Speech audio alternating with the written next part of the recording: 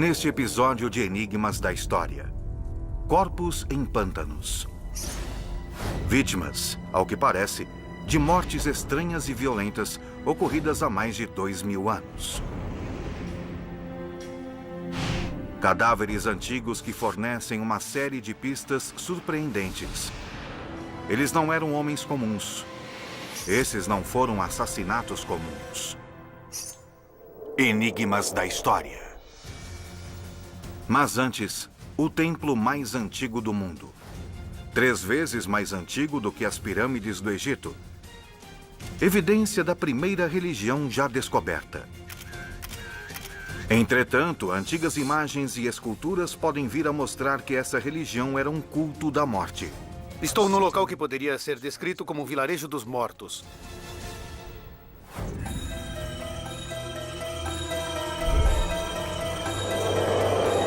Enigmas da História.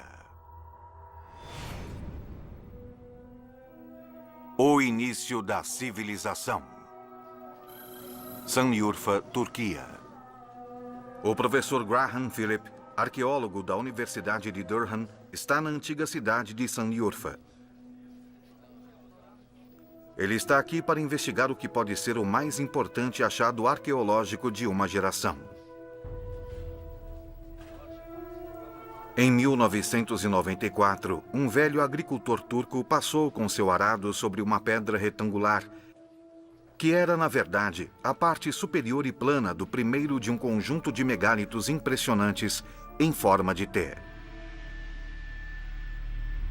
Intocados por milhares de anos, a descoberta dessas gigantescas pedras revelou que elas estavam cobertas de trabalhos artísticos simbólicos de uma civilização desconhecida. Mas a maior surpresa veio quando foi feita a datação por carbono do local. Göbekli Tepe tinha mais de 11.000 anos, 7.000 anos mais antiga do que as pirâmides, 6.000 anos mais antiga do que o Stonehenge. De alguma forma, bem no meio da Idade da Pedra, a civilização começa a aparecer do nada. E um templo foi construído com esculturas intrincadas, que exigiram habilidades organizacionais e know-how de engenharia milhares de anos à frente do seu tempo. Temos o Stonehenge, um monumento maciço com enormes estruturas de pedra, e ainda assim Göbekli Tepe é pelo menos 6.000 anos mais antiga do que ele. Isso torna essa proeza técnica ainda mais impressionante. A descoberta de Göbekli Tepe desafiou radicalmente nossa concepção do homem da Idade da Pedra, considerado por muitos como simples caçadores-coletores. Esta é uma concepção tradicional de um caçador-coletor. Recursos limitados, pequenos grupos, seguindo as manadas de animais a seu redor. É altamente improvável que uma comunidade como essa tenha sido capaz de construir um monumento como Göbekli. Portanto, a suposição deve ser que essas sociedades eram muito diferentes do nosso entendimento habitual quanto à natureza das comunidades e caçadores-coletores. O professor Philip vai até o local. É seu primeiro contato com os antigos megálitos. Isso é realmente incrível. Que local fantástico. Parece haver 2 grandes pilares no meio. Eles têm a forma de um T. E estão cercados por um círculo de pilares menores e há muros de cascalho preenchendo os espaços entre eles.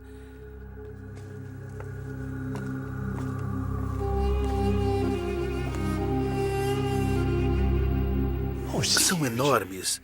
Devem ter uns 6 metros de altura. Uma estrutura maciça. Esses grandes blocos de pedra foram, de alguma forma, extraídos e esculpidos tão somente com ferramentas de pedra. Você pode realmente sentir muito claramente as bordas que eles seguiram enquanto esculpiam. E percebemos o nível de detalhes e o esforço feito para trazer à tona os relevos. As esculturas nessas pedras antigas são uma pista importante que podem desvendar o mistério de quem criou esse templo complexo.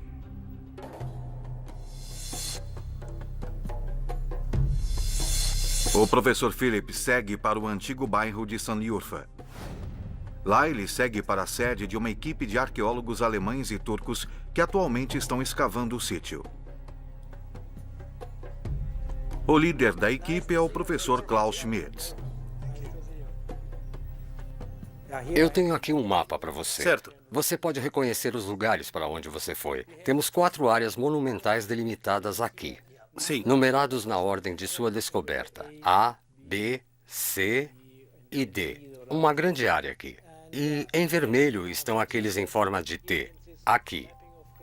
Usando radar de prospecção geotécnica, eles encontraram pelo menos mais 16 áreas que ainda não foram escavadas. Então, as 4 áreas delimitadas que eu vi estão bem aqui. Bem nesta pequena área aqui. Certo.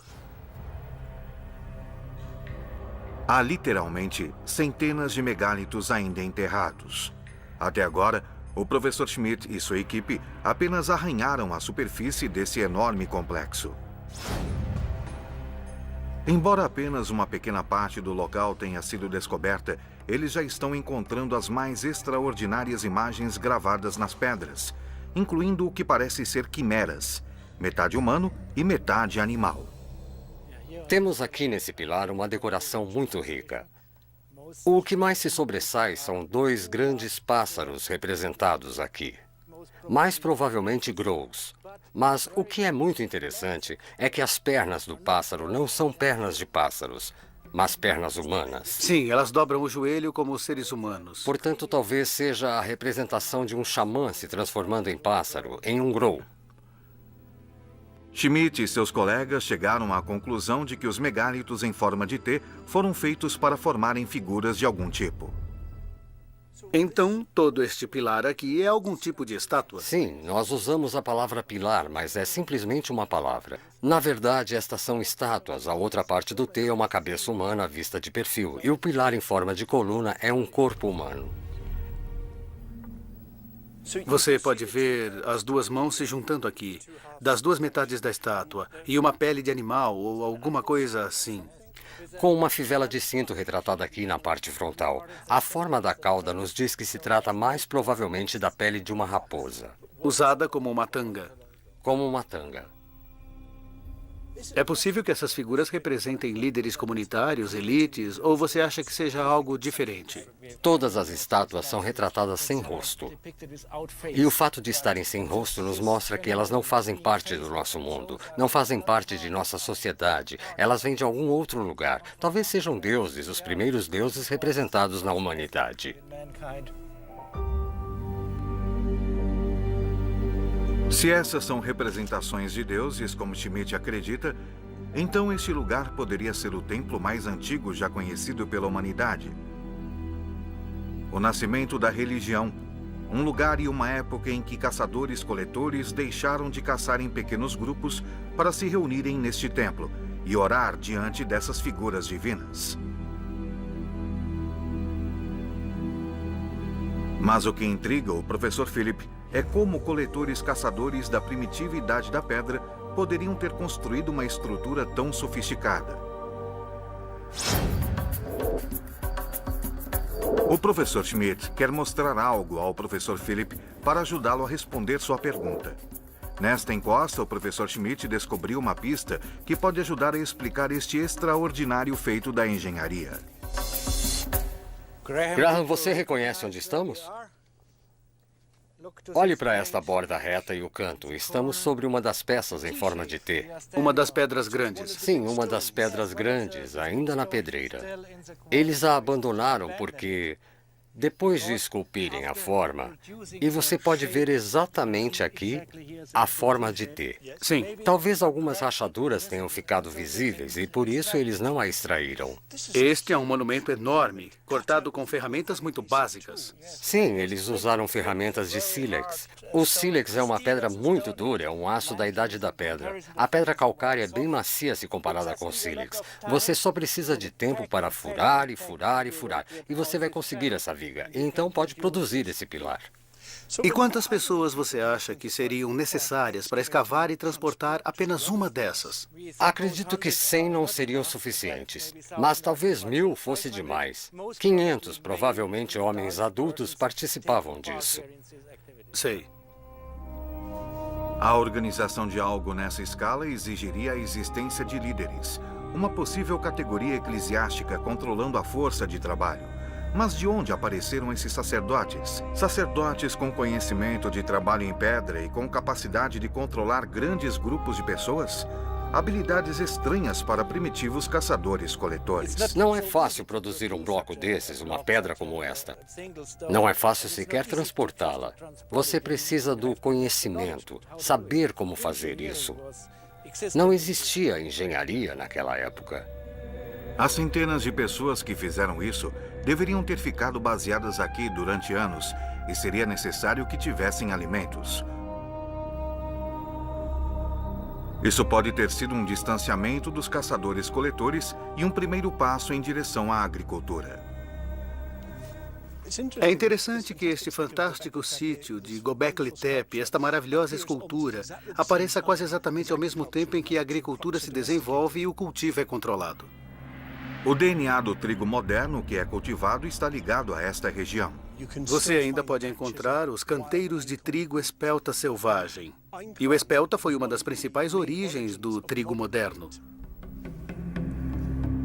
A grande mudança de caça e coleta para a agricultura organizada marca o nascimento da civilização e aconteceu aqui, numa área conhecida como Crescente Fértil. De acordo com a poesia da Bíblia, quando os seres humanos perderam sua inocência, eles foram expulsos do paraíso para cultivar a terra. Göbekli Tepe, alguns sugerem, poderia ter inspirado a história do Jardim do Éden. O professor Philip está de volta a Göbekli Tepe. Ele quer ver se há alguma coisa em comum no alinhamento das pedras. Ao olhar este mapa, é interessante que todos os pilares centrais nesses espaços confinados parecem estar de frente, alinhados na mesma direção. Quando os círculos foram construídos, eles não tinham a aparência que têm hoje. Antes de serem enterrados, esses grandes pilares centrais deveriam ficar maravilhosamente posicionados no topo da colina. Isso parece sugerir que eles foram construídos assim porque deveriam estar de frente para aquela direção. E deve ter havido alguma razão específica para que ficassem dispostos assim. O que eu encontrei enquanto caminhava por ali fazendo minhas próprias medições sugere que estas grandes lajes estão alinhadas no sentido norte-noroeste. O alinhamento das pedras é de grande interesse para Adrian Gilbert. Ele acredita que elas poderiam estar direcionadas para as estrelas. Mas a vista para as estrelas não era a única que teria sido vista pelo povo de Göbekli Tepe 10.000 anos atrás. Em Londres, Adrian Gilbert tem um programa de computador que pode conceber como teria sido a visão do céu noturno de vários locais do mundo em qualquer dia na história. Primeiro, ele insere o local e depois a data.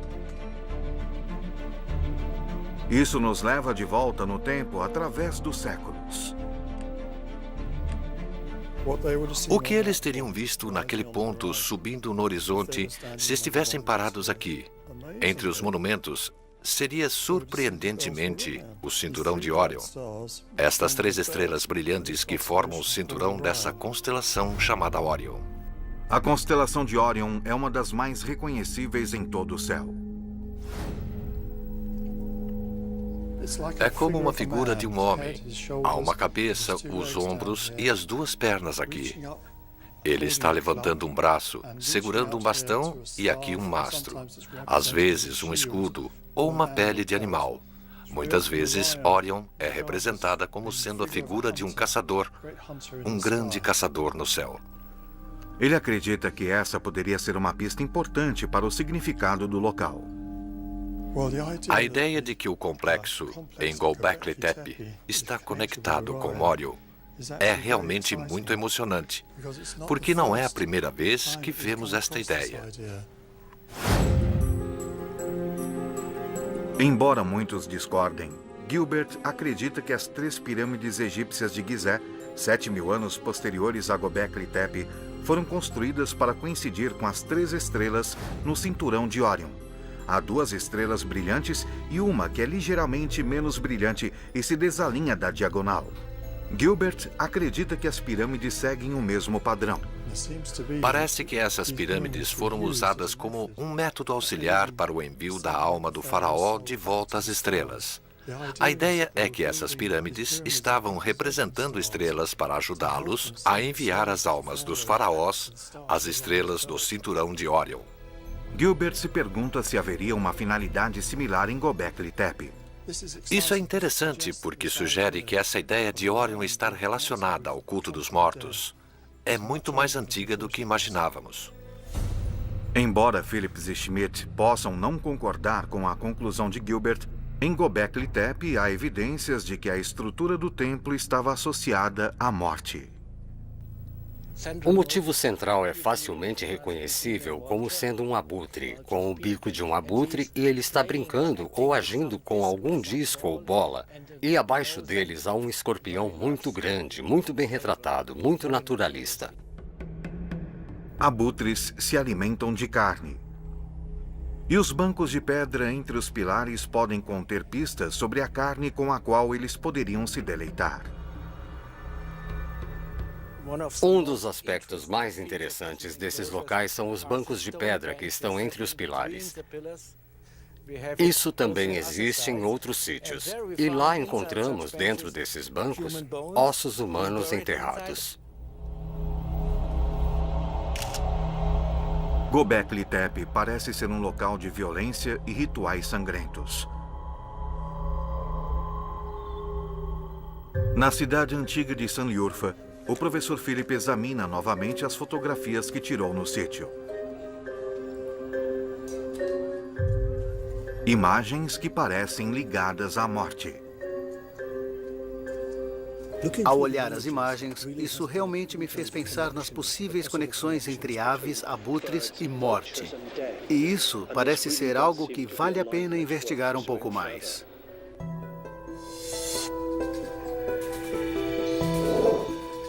Esse misterioso sítio de 11.000 anos está lentamente revelando seus segredos sombrios. Philip visita o professor Schmidt para ver se ele compartilha de suas interpretações acerca das esculturas. Fiquei particularmente impressionado e animado com essa fotografia. Certo. Você pode me falar um pouco mais sobre esta figura na parte inferior? Temos um torso humano. Temos os braços e os ombros, mas claramente sem cabeça. Sim. Está faltando a cabeça nesta parte. É uma ligação muito forte com o motivo da morte, sem dúvida alguma. Ele acredita que o abutre na mesma pedra pode estar brincando com a cabeça decapitada. Talvez seja a cabeça de uma pessoa. Então você acha que é possível que haja uma completa associação da morte com este pilar em especial? Sim, sim. Não é um cenário tranquilo, é um cenário horripilante. Naquela noite, Schmidt leva Philip ao Museu do Sanliurfa para lhe mostrar uma exposição de artefatos de Göbekli Tepe. Esses dentes muito grandes e até mesmo as costelas são mostradas, talvez simbolizando morte ou doença. O tema da morte também aparece na escultura seguinte. Podemos ver as orelhas aqui em cima. Sim. Portanto, fica claro que não era uma cabeça humana aqui na parte superior, mas de um animal. Mais provavelmente a cabeça de um leão ou de um leopardo. Sim. Novamente com braços semelhantes aos de um ser humano e mãos segurando alguma coisa. Schmidt acredita que o animal poderia estar segurando os restos de uma cabeça humana. Nossa ideia é que talvez as almas dos humanos estejam sendo levadas pelo animal para uma outra esfera. Então o leão está segurando a cabeça desta figura humana aqui. Sim, mas abaixo há um terceiro motivo. Aqui a cabeça está agora completamente preservada. Felizmente. Trata-se de um ser humano novamente com braços talvez em posição fetal. Não está muito claro, mas se é o momento do nascimento, nós temos uma combinação muito interessante dos 2 elementos mais importantes da vida humana. Sim. O nascimento e a morte. Isso.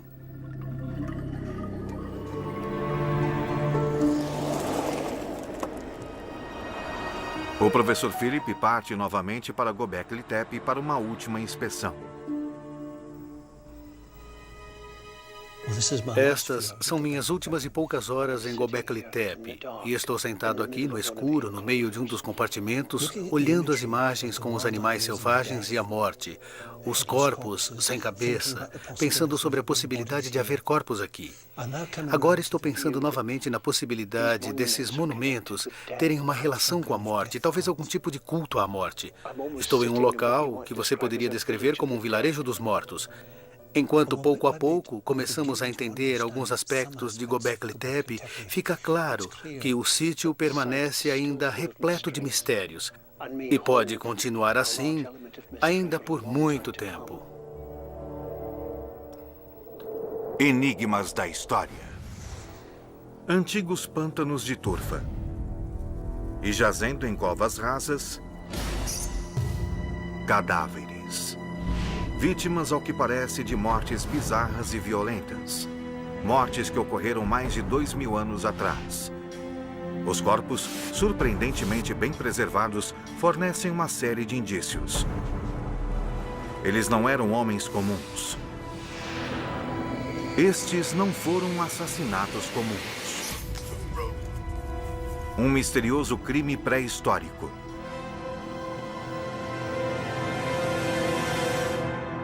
Enigmas da história. Corpos do Pântano. Countmeat, Irlanda. Início de agosto de 2011. Jason Phelan está cortando turfa em um antigo pântano a apenas 100 quilômetros de Dublin. Ele percebe uma estranha forma emergir da terra.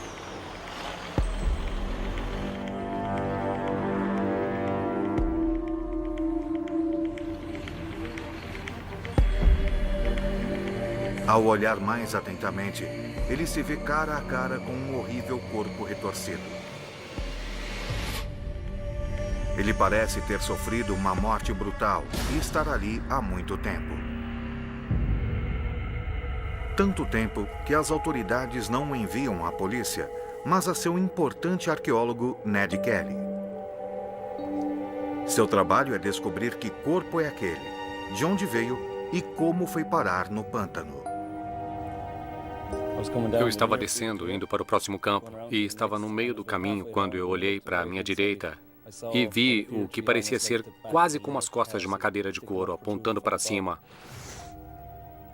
Estava saindo do pântano. Eu parei a máquina e dei uma puxada, então eu vi duas pernas elevando-se ligeiramente para fora do pântano. As pernas estavam, na verdade, completamente intactas. Podia-se quase contar 4, talvez 5 dedos em um dos pés, mas partes do corpo pareciam estar deterioradas ou desaparecidas. A colheitadeira de turfa de Jason tinha desenterrado o que é conhecido como bog body, ou corpo do pântano, o cadáver de um homem da antiga Idade do Ferro. Esse homem chegou até nós como um embaixador do passado. E temos a responsabilidade de tentar contar sua história. Mas este é apenas o mais recente de uma série de cadáveres, todos eles da Idade do Ferro, todos eles mutilados, todos eles enterrados em turfeiras. Ned Kelly, responsável pelas antiguidades irlandesas no Museu Nacional da Irlanda, é uma espécie de Sherlock Holmes arqueólogo. Para ele, outro corpo do pântano é um novo conjunto de pistas de um antigo e misterioso assassinato. A colheitadeira de turfa de Jason causou alguns danos ao corpo. Dentro de 48 horas, o cadáver de aparência estranha é removido do pântano e levado a um laboratório especial no coração de Dublin. Rolly Reid é administrador-chefe do Museu Nacional da Irlanda. Ele fez uma primeira análise forense do corpo e diz a Ned o que ele encontrou. Aqui é onde ficam as nádegas, arredondando-se na linha da coluna vertebral. Este é o ombro. E aqui é onde estava a cabeça, com os restos do pescoço.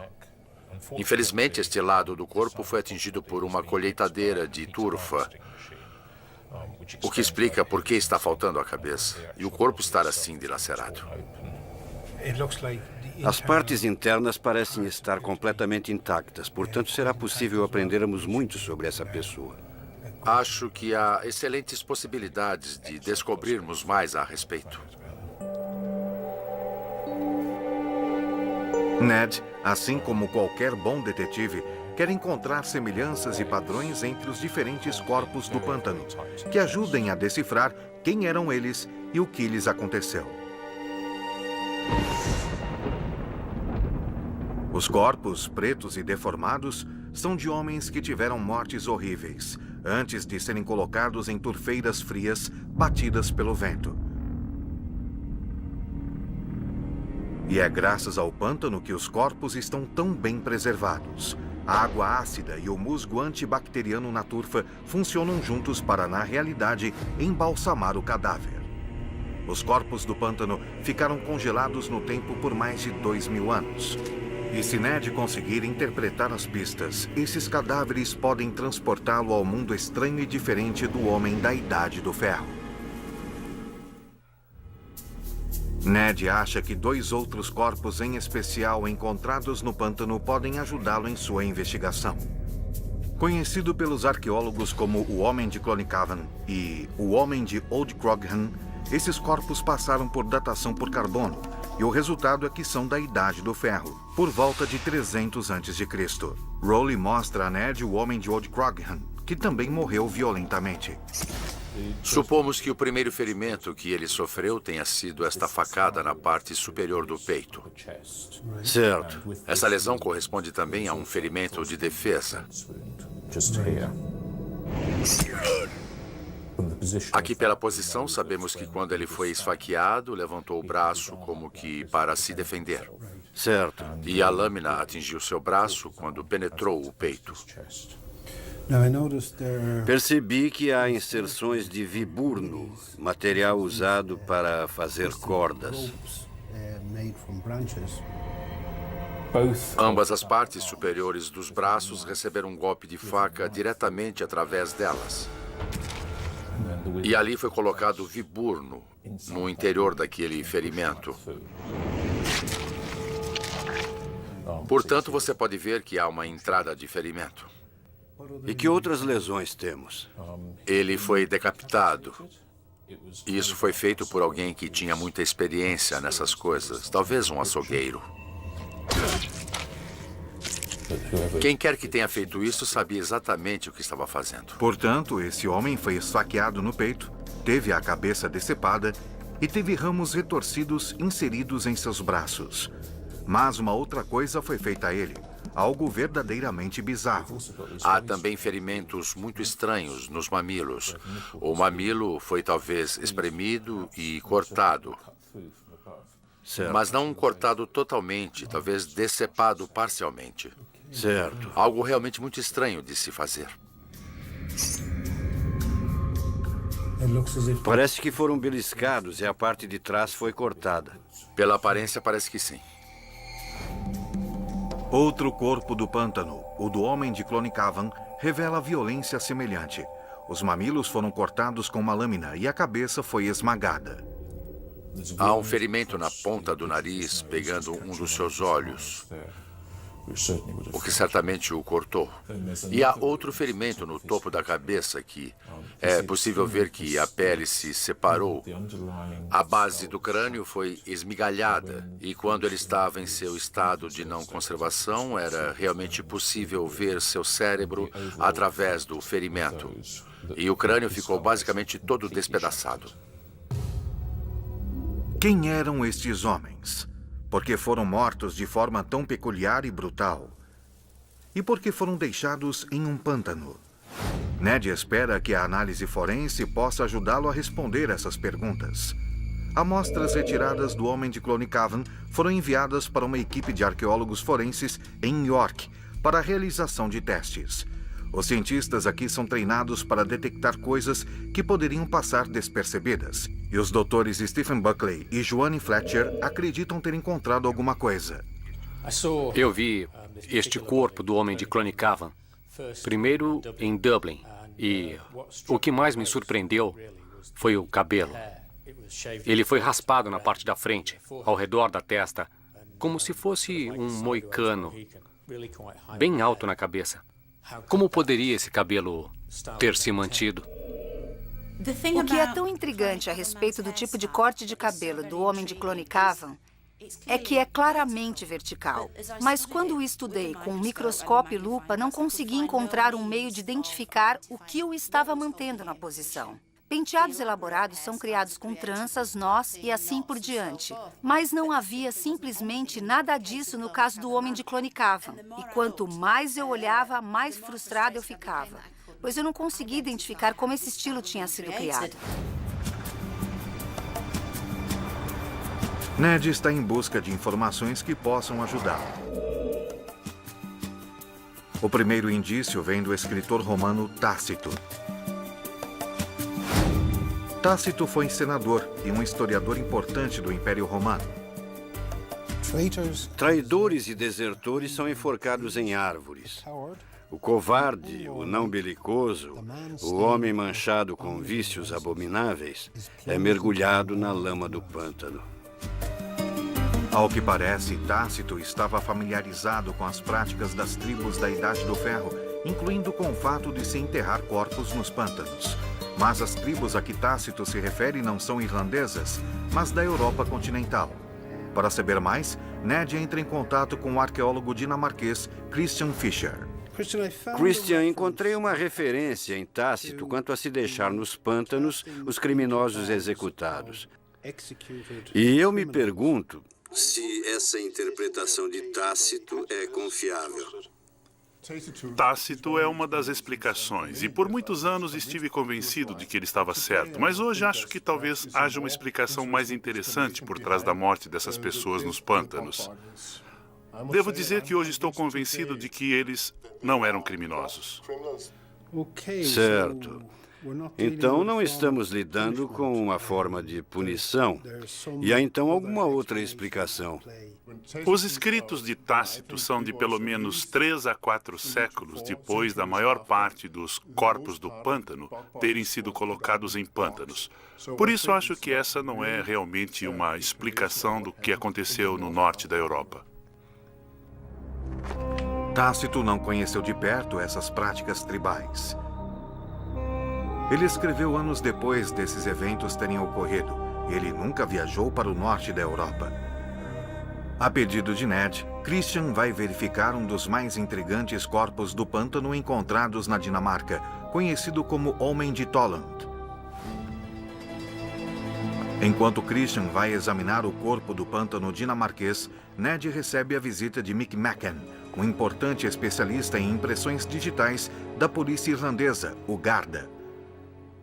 Ele tirou impressões dos dedos do homem de Old Crogham, o cadáver com a cabeça decepada. As impressões não irão identificar o corpo, mas para Mick Macken, elas podem oferecer algumas pistas sobre o estilo de vida que levava aquele homem.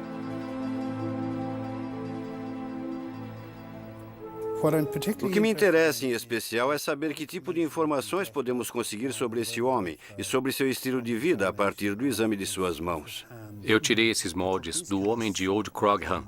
E veja a definição das linhas, o detalhe perfeito da linha do dedo. Extraordinário. É absolutamente incrível pensar que isso possa ter sido tirado de alguém 3 ou 4 dias depois de sua morte. Será que a condição dessas mãos sugere que esse homem talvez fosse um agricultor ou algo parecido? Normalmente, quando encontramos pessoas envolvidas em trabalho manual pesado, quando usam muito as mãos, as linhas da impressão digital estariam desgastadas devido ao trabalho pesado. Mas podemos ver que as do homem de Old Crogham são muito semelhantes às minhas. Estão bem nítidas. Portanto, é razoável supor-se que diante disso não estamos lidando com um agricultor comum da Idade do Ferro. Não é a prova definitiva, mas certamente dá suporte a isso. Certo. Portanto, o cadáver enegrecido do pântano parece ser o de alguém em uma alta posição, um membro da classe dominante. Certamente não um criminoso insignificante. A morte violenta e estranha não deve ter sido uma punição para algum crime menor. Na Dinamarca, Christian vai examinar o homem de Tolland. Descoberto em 1950 e em um notável estado de preservação, a datação por carbono mostra que este homem tem mais de 2.000 anos. Ele foi enforcado. Interessante ver seus olhos e boca fechados. Sua morte ocorreu cerca de 350 anos antes dos tempos de Jesus, na mesma época em que foram sepultados os corpos de pântano irlandeses. Veja a corda de enforcamento. Ao redor do pescoço está a corda do enforcamento, ainda no lugar, terminando com um laço. O rosto está extremamente calmo. E se você olhar mais de perto, é possível ver todas as rugas. Sua posição é como a de alguém em uma posição de dormir.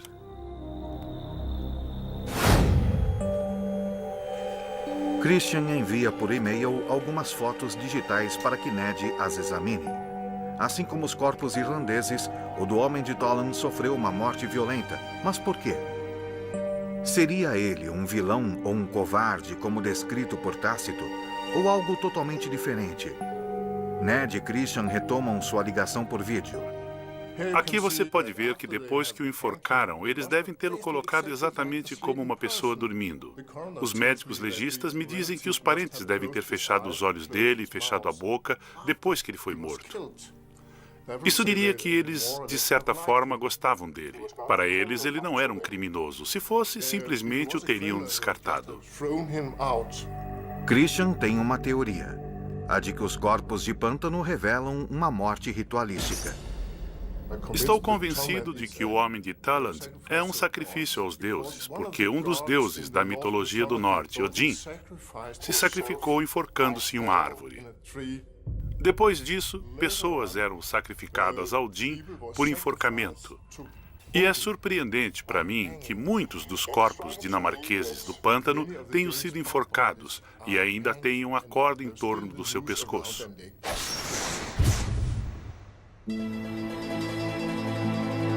O sacrifício ritual é uma ideia intrigante. Mas o deus Odin não era adorado na Irlanda. Ned precisa de alguma coisa a mais. Alguma outra indicação de quem era o homem do pântano e por que ele teria sido morto. Em York, a equipe forense, os doutores Stephen Buckley e Joanne Fletcher, analisaram o cabelo do homem de Clonycavan e chegaram a uma conclusão extraordinária. Esses cabelos estão realmente perto das raízes do homem de Clonycavan. A amostra coletada mostra, de fato, uma coisa muito interessante. A análise nos indica óleo de plantas. E, ainda mais significativo, ali havia também resina de pinheiro. Uma resina que, do ponto de vista da química, aponta para o Mediterrâneo, sul da França, norte da Espanha. Na Idade do Ferro, o uso de materiais de luxo para adornar uma pessoa sugere que o homem de Clonycavan deve ter sido um indivíduo de posição extremamente elevada. Os materiais utilizados como este antigo produto para penteados não são materiais nativos. São materiais importados e importados de um lugar a certa distância. Portanto, tinha que se ter a posição, renome e riqueza para poder importar esses materiais e ainda usá-los regularmente, diariamente. Tudo isso, então, nos aponta para um indivíduo que teria tido alguma influência real em sua sociedade. O homem de Clonycavan, ao que parece, teria sido um membro da elite governante, um chefe talvez, ou rei. Mas se esses corpos do pântano eram de senhores ou reis, por que foram enterrados da maneira que foram? Ned volta para onde um dos corpos, o do homem de Old Crochan, foi encontrado. Ele está com um mapa, mostrando os antigos limites tribais da Irlanda. Este é um mapa que foi feito em 1563, quando essas terras estavam ainda sob controle dos irlandeses nativos. Portanto, as divisões de território mostradas nesse mapa são antigas divisões irlandesas. E ao olhar novamente para este mapa, aqui está Tuatha Croghan, e então aqui temos Croghan Hill. E o corpo no pântano foi encontrado aqui. E Croghan Hill não é uma colina qualquer. Este é o lugar onde os reis desta região, os reis da Ufália, eram empossados. Portanto, este é um território especial. E o corpo está dentro das fronteiras daquele território. Ned acredita que o próprio pântano era uma fronteira, um lugar entre este mundo e o próximo. A gente usa o nosso Um pântano consiste tanto de água quanto de terra. É uma paisagem muito incomum. E também uma rota para o submundo. E durante a Idade do Ferro, todas as terras que cercavam este pântano teriam estado cobertas por densa floresta de carvalhos. Portanto, quando eles saíam para um pântano, eles estavam subitamente sem nada entre eles e o céu. Estavam com esta grande vista do céu acima e o submundo, a terra, abaixo. Essa terra estranha que é parcialmente terra e parcialmente água.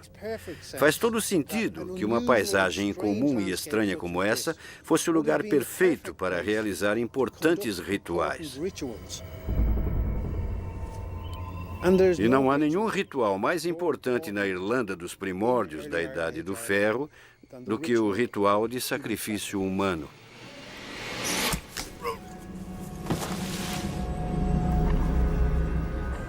O que os homens da Idade do Ferro esperavam com o ritualístico assassinato de seus reis? Mary Cahill, colega de Ned no Museu Nacional da Irlanda, é especialista em Irlanda pré-histórica. Isso nos leva de volta a um sistema de crenças complexas que envolvia um culto ao sol e como isso se relaciona com a fertilidade, e especialmente neste caso com a fertilidade masculina. Na Idade do Ferro, o rei representa tanto a fertilidade das pessoas quanto a fertilidade da terra. Mary fez um estudo de armaduras e joias antigas descobertas na Irlanda. Muitos destes artefatos ecoam o foco do homem pré-histórico no peito e no mamilo como um símbolo de poder e fertilidade. Eles são modelados sobre o corpo masculino. E há uma ênfase muito especial na área do peito, culminando em uma pequena saliência que representa o mamilo no centro daquela área. Talvez a mutilação dos mamilos dos corpos sacrificados e encontrados no pântano fosse uma forma brutal de simbolizar o fim de um reinado. Minha conclusão é que vemos o quanto todo esse culto de fertilidade é importante na Idade do Ferro. E, sem dúvida, isso tem suas raízes retrocedendo pelo menos a alguns milênios. Logo no início da manhã seguinte, Ned parte para Croghan Hill.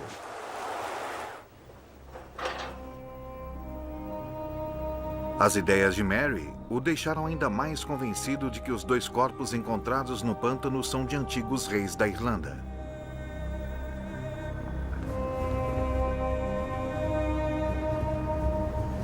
Estamos no topo de um local de sepultamento, uma elevação no cume do antigo Croghan Hill. Era aqui que ficavam os reis desta região quando eles eram consagrados. Quando o rei se postava aqui na Idade do Ferro para ser consagrado, acredito que seu antecessor era ritualmente morto e enterrado no pântano na base da colina. O preço da realeza era um violento ritual de morte. O Senhor Morto torna-se parte da terra, uma espécie de pagamento humano aos deuses. A consagração de um rei irlandês envolvia um casamento do rei com a deusa da soberania. E a deusa da soberania era a própria terra. E quando o rei era ritualmente morto, ele era oferecido como uma oferenda à deusa. Ned acredita ter decifrado o mistério dos assassinatos dos corpos encontrados no pântano irlandês. Ao olhar para esses restos, é difícil não imaginar se não teriam essas mãos embalado uma criança, acariciado uma amante, ou talvez empunhado uma espada e levado seus homens para uma batalha. Acredito que o antigo homem de Croghan tenha sido um dos antigos reis da Irlanda, e que ele foi sacrificado para o bem de seu povo. Versão Marshmallow São Paulo.